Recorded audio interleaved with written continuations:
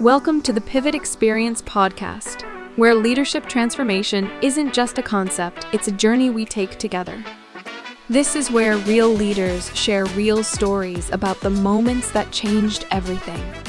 In each episode, we dive deep into the pivotal experiences that transformed good leaders into great ones. Whether you're a seasoned executive, a rising star in your organization, or someone ready to take that next big step in your leadership journey, you're in the right place. Get ready to learn, grow, and maybe even find that spark that ignites your own leadership pivot. This is the Pivot Experience podcast, where your next breakthrough starts here. Hey guys, what's up? It's your friend, Pastor John R. Adolph from the Antioch Church in Beaumont, Texas. Hey, listen, do me a favor, like, share, and subscribe this channel so you can continue to pivot into your next. Hello and welcome to this month's Lead Better. My name is Alex Seal, and I've had the joy and pleasure for working for the world's most caring company for the last 20 plus years. And I have been blessed to be able to develop a coaching company and work with a lot of great coaches here at the Pivot Experience. The Pivot Experience is a premium coaching brand that is all about helping leaders pivot into their next. I want to introduce our team to you really quickly. Number one, we have Ashley Allison. Me and her work together in the same restaurant, but we also do this coaching thing as well. She really helps us out in the administrative area of our business. She keeps us together, and she also coaches a lot of our young and up-and-coming leaders as well. We have our gavel that she likes to go by that name. Her name is Giovanna Roach. She's been with Chick-fil-A for over 24 years. She does a lot of our communications, specialty coaching. She's actually helped a lot of our clients get into LDP and into TDP. And so she is awesome and amazing at that. We have Natalie Franco, who is our bilingual specialist. And so he does a lot of our coaching. Everything that we do in English, he offers for us in Spanish. And so for those of you out there who are listening, who may have an interest at having Spanish-speaking people on your team, he is the person who would be facilitating that coaching. And then we also have our newest guy on the block, which is Abram Moon. And just coincidentally, we have Abram's operator on our line today. That's who our special guest is. But I will introduce him in a second. I just want to kind of highlight what Lead Better is. And before I do that, if you can do me a favor, Ashley, thank you so much for putting that in the comments. If you can drop in the comments where you are attending from and what's your restaurant name, so we can have a point of reference for that as well. We like to know where all of our people are coming from and where they're tuning in from. It really helps us out to understand what our reach is. But Lead Better is our free monthly platform where we offer free leadership development. We like to bring on guests. We like to pick different topics that we think are relevant to you and your journey as a leader here, whether that's with Chick-fil-A or any other organization. And so, like I said, today we have none other than, I'm going to say this name one time because I've already done some housekeeping and we've got some things together. And so this is Will Taylor. So this should be the only time you hear me say Will Taylor. From this point forward, we'll be referring to this young man as Coach. Coach, how are you doing today, sir? Doing okay, doing pretty well. As I mentioned earlier, this is Sunday, so excuse the attire. I haven't had a chance to, do my hair and all that good stuff. So get all jazzed up for front of house work. You know what I'm saying? So this is dress down Coach, I guess, if you will.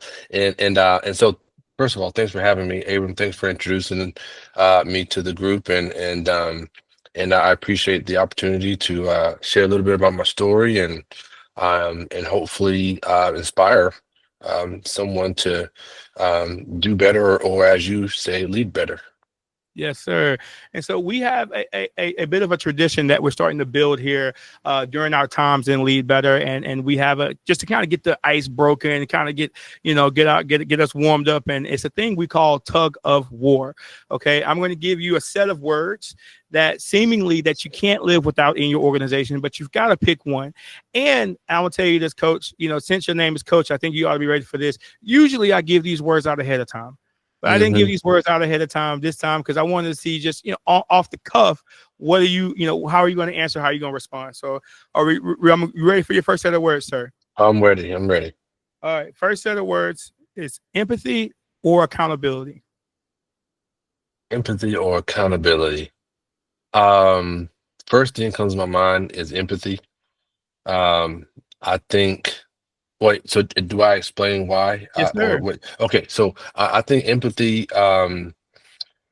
because what it does is it allows you to see or feel, um, potentially feel what the other person that you're dealing with is feeling, which then opens them up to hopefully allowing you to share a little bit about yourself and your story, which hopefully can strengthen the connection.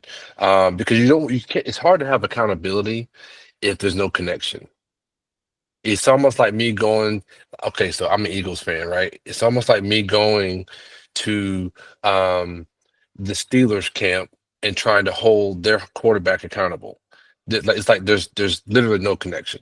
So I think empathy allows for there to be a connection, which hopefully could lead to accountability further on down the road. It takes patience to get to accountability. And so don't get me wrong, you hire somebody for the first, the first week. The hope is that during that orientation process, that connection is established, so that the first day on the they're clocked in for training, you can start holding them accountable. So but still, I think empathy comes first. Excellent. Excellent. All right. Next set of words: innovation or consistency. Ooh, consistency. I think consistency allows you to have a foundation that will hopefully help lead to you having the um, margin to innovate or to do what we call research and development. If you don't have a foundation or any consistency there, you will not be able to um, innovate, because you'll be basically going right back to whatever's broken, trying to fix it, and spending a much more energy um, on what you're trying to get established. And so I think once you can get something going and you're consistent with it, then you can move on to the next thing. Excellent.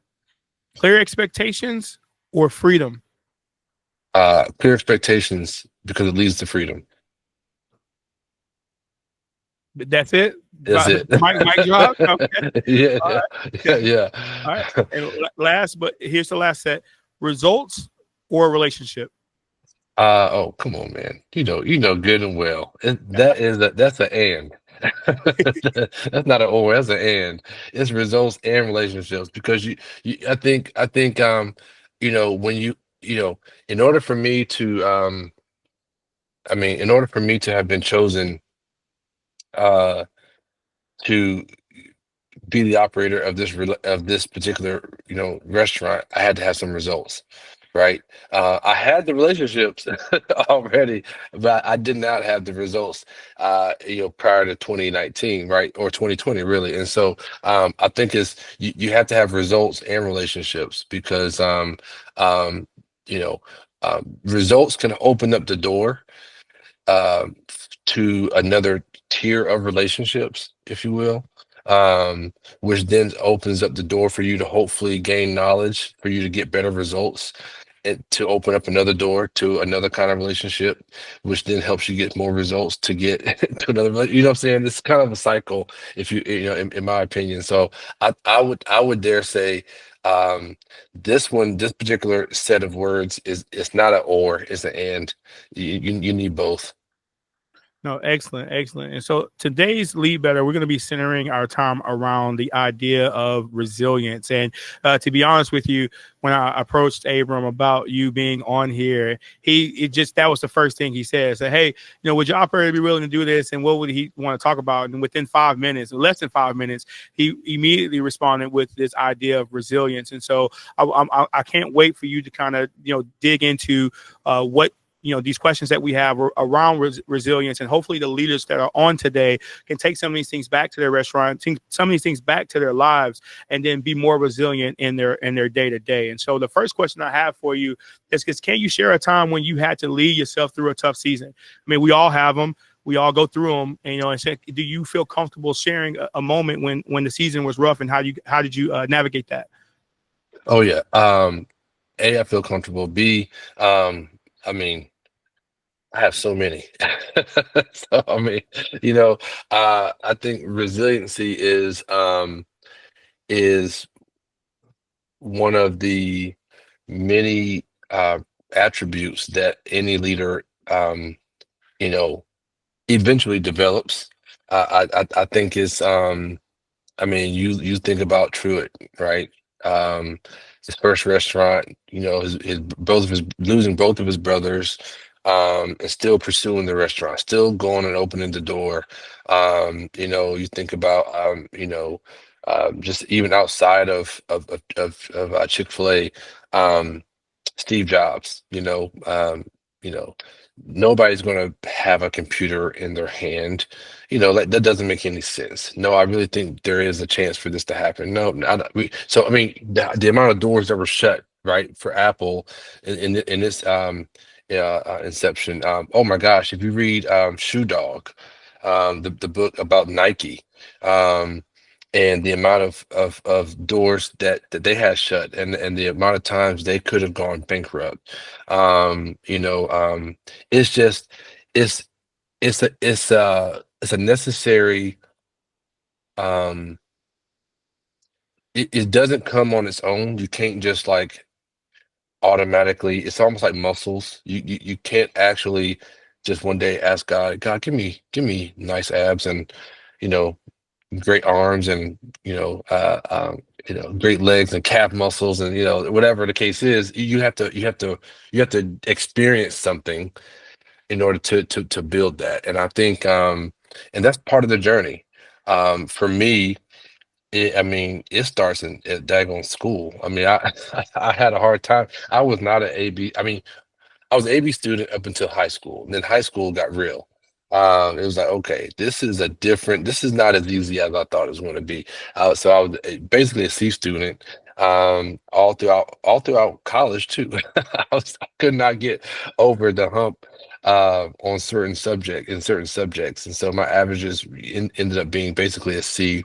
Um, when it came to so I that was kind of the beginning stages of first of all, I would say trusting God. I had to, because my parents and my family always told me, when I was in college, we'll support you for 4 years, and after that you're on your own. So they had a saying, four no more. Was the saying. And so I had a little bit of pressure to make sure I graduated and on time. And I just remember one of my classes, my calculus professor, uh, you know, um, I was not doing well, just to put it like that. And so I actually had to go to him one day. No, I decided to switch my whole strategy up. I used to sit in the back of the class and just hang out. I said, I'm gonna sit in front of the class.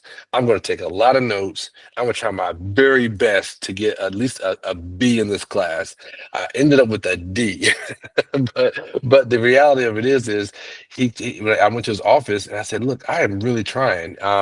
He looked at some of my exams and he was like, man, you just off. You should have added here, or you should have multiplied here, or divided. So you're just off a little bit. He goes, I see you trying, and I do see you sitting in front of my class, and so hey, I'm gonna give you a C. I'm gonna pass you. And I said, thank you, sir.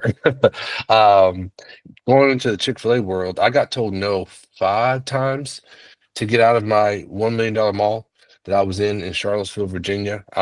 Shoot, even before that, in LDP. Um, you know, um, I was, most of my colleagues had gotten selected within, 18 months, or really 16 months of being in their program. It took me the full 2 years. Back then it was only 2 years. You were in 2 years and then you were out. It was the full 2 years. And I just remember my I guess people leader, that's what they call it now, Jonathan Johnson, who's now retired from Chick-fil-A. He said, hey, Will, look, what do you think about staff, or what do you think about doing something outside of Chick-fil-A? It's just we don't know. And I said, look, this is for me at this stage. This is fourth quarter, and this is the fourth quarter. We have this is the fourth down and 1 yard to go. and I'm going for it. And he said, okay, all right.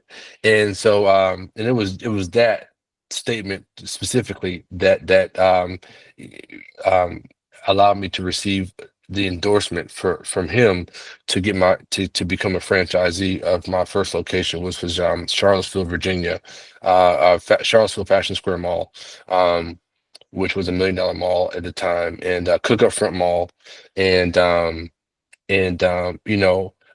you know, there's just a all those, like I said, all those other stories previously that I just shared a little bit kind of help build towards that confidence of, you know what, look, I'm just gonna go for it. I'm not. I mean, and that's another thing too. I think in college, I really is when I'm a Christian.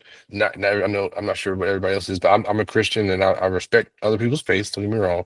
But I believe in God the Father, God the Son, the Son, the Holy Spirit, and I believe that God gives us a purpose. And it's not until you begin to establish a relationship with him and talk to him that you are able to understand or even know what that purpose is.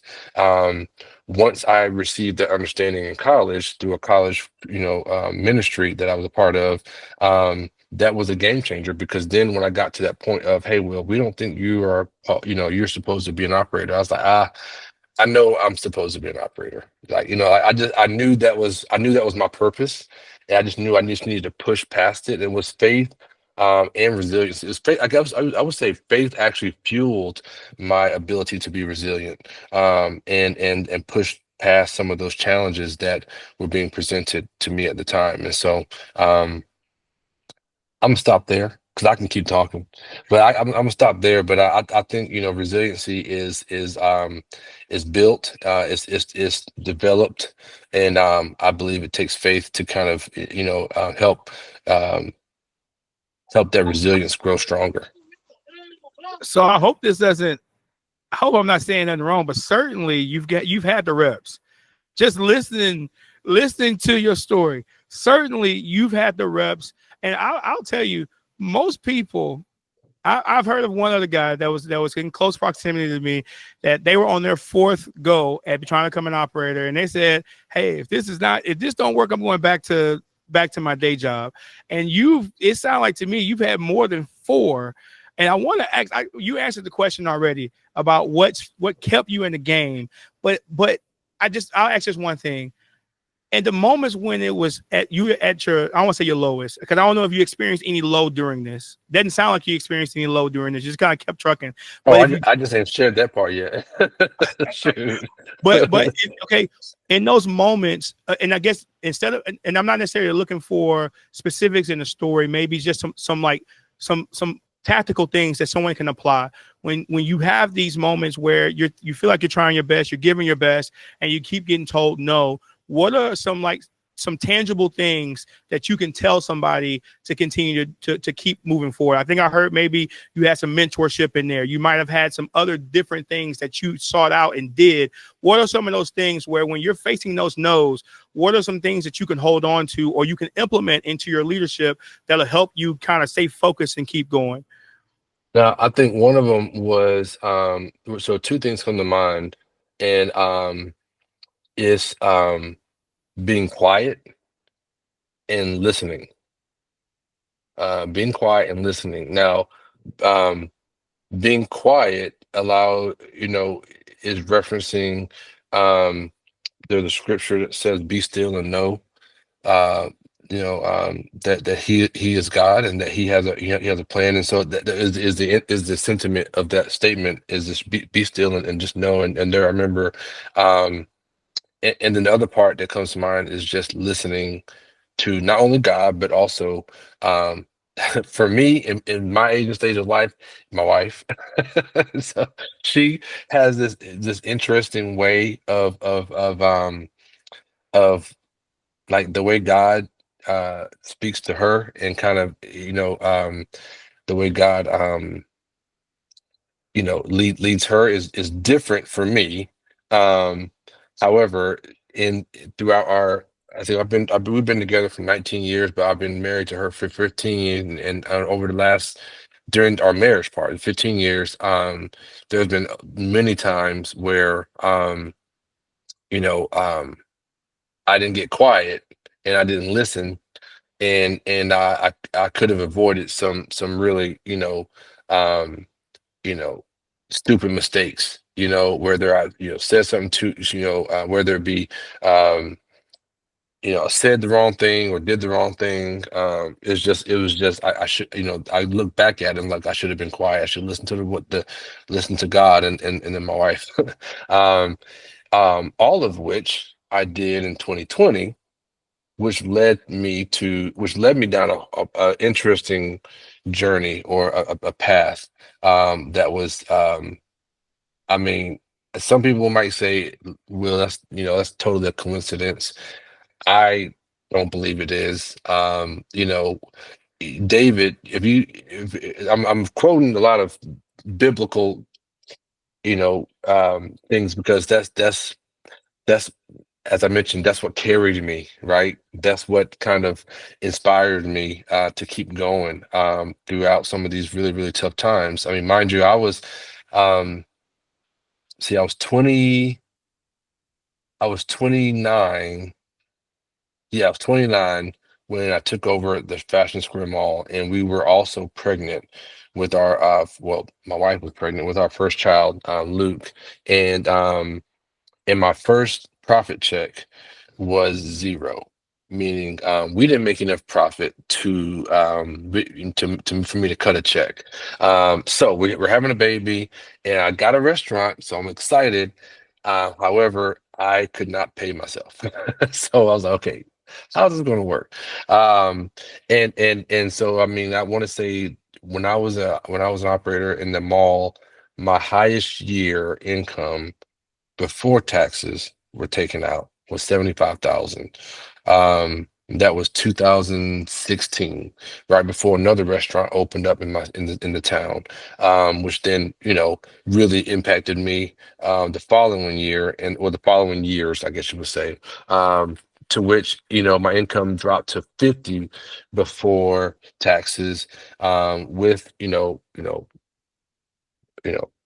my wife, child, and all the things that come with having children. So, And I want to say this. I want to appreciate your transparency here, because everybody thinks when they get a set of keys or when they sign the contract, it's six figures plus every time. Like it's oh assuming no, that it's oh that. It's no, guaranteed that it's that. And so uh-uh. this is almost like a throwback. I haven't. I mean, I hope this is not saying. I don't hope I'm not saying anything wrong, but like these are some of those numbers you used to hear 2000s, mid 2000s, early 2000s Oh type yeah, income numbers. You was I experiencing was those later in the game. The brand's a little bit more established. It's just a matter of circumstance that was right. yielding. I'm sorry, I just wanted to highlight that because I was Oh like, no, no, no. That's yeah, that. I mean, here's the deal. That's why they call me coach. Okay, I like to coach people towards the future, and I often tell people, I can't unpack your past. That's what a pastor's for. So, and as they say in my restaurant, I'm low key a pastor too. But I am more of a coach, just trying to help lead you towards whatever it is you want to fulfill, whatever it is you feel like God wants you to fulfill, or whatever your purpose is. Um, Even if you don't know who God is, whatever you feel in your heart, I mean, I think I'm supposed to be doing this, or whether it be a lawyer, or I mean, whatever it is, I want to help you get to that point, and do whatever I can, and some of that means being vulnerable and sharing some really, the ups and really, um, um, candid and honest moments in your story, so that they hopefully won't make the same mistakes. Now, here's the reality. I told Abram this too. He's going to hit his own. You're going to hit your own. You're going to make your own mistakes. You're going to have your own, I guess, speed bumps, if you will. I just don't want to hit the same speed bumps I hit. You know what I'm saying? So if I can help you avoid those on the way to your own, then that may make the difference between you making it, or not.